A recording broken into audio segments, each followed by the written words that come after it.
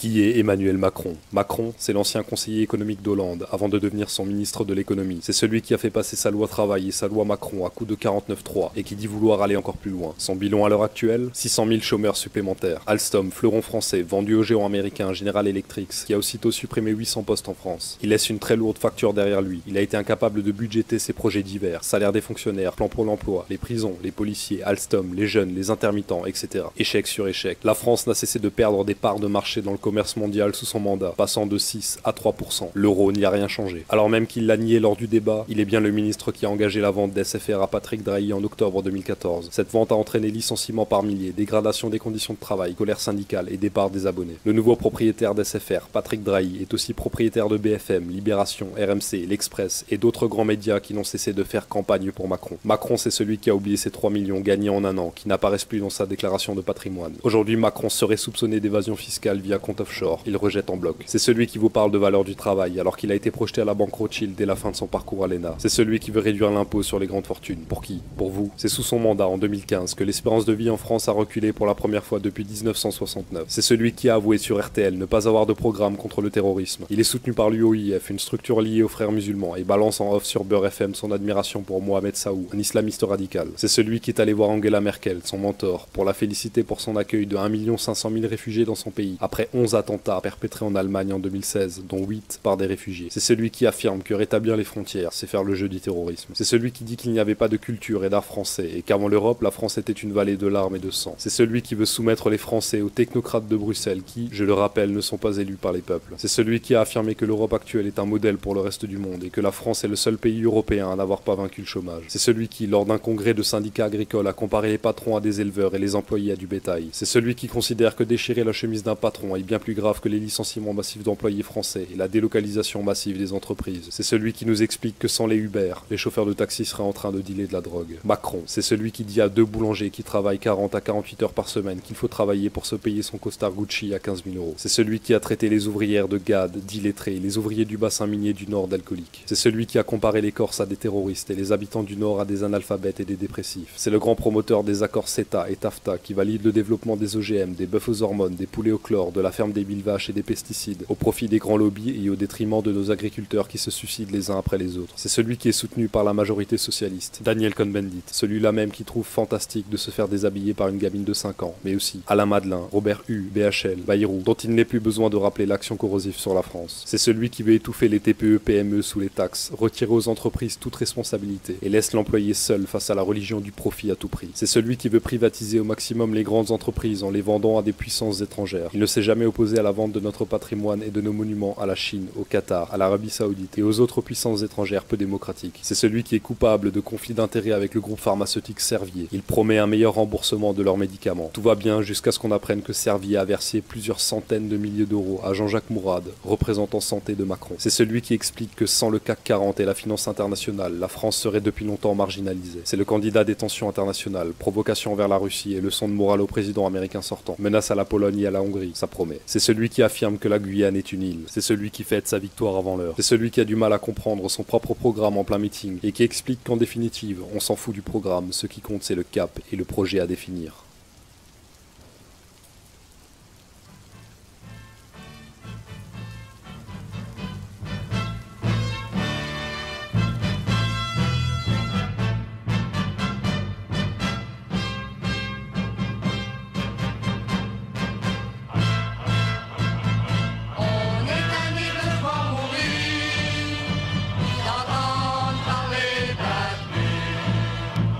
Bannis de nos foyers.